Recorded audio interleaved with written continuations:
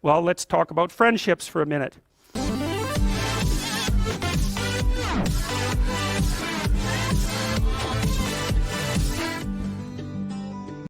Well, let's talk about friendships for a minute.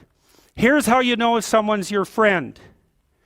A, you can tell them bad news and they'll listen. They won't tell you why, you're stupid and why that bad thing happened to you and how something worse happened to them once and, derail the whole conversation.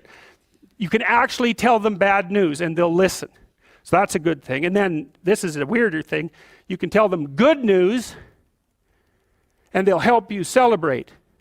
And that's a really good way of deciding who you should have around you, because if you have someone around you, something good happens to you and you're kind of afraid to even admit it because, God, something good happened to you. It's like, you let that be known and it'll certainly be taken away. So, you come out and you sort of tell someone half-heartedly that something good happened to you and they give you a whack and then talk about, the great thing that happened to them 3 years ago, or worse, the great thing that happened to someone that they knew 3 years ago. It's like, go away from that person. They're not helpful to you, and they're not helpful to themselves either. And so you want to surround yourself, you got to think about this.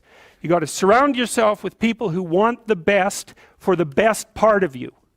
You can hang around with weasels and losers that are trying to pull you down to justify the fact that they're spiraling downhill as well.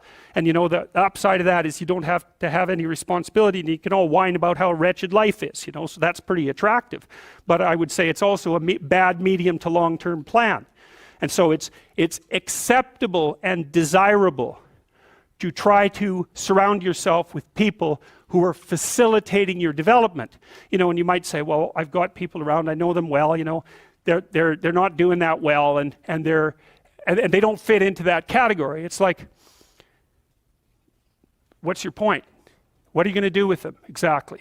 If they'll listen and cooperate with you and move towards a better future, great. If they don't pay any attention and they keep doing the same damn things over and over and they're not going anywhere and it's painful, then maybe the proper thing to do is say, you just have your misery. I'll go off and have my life. And maybe you'll wake up at some point in the future and think that's a better way of being. Because just putting up with it is, well, they call that enabling, right? You put up with that sort of behavior, you're providing tacit consent for it and even tacit approval. It's like, it's a bad idea. You have, I would say, both the right and the responsibility to surround yourself with people who are good for the best part of you.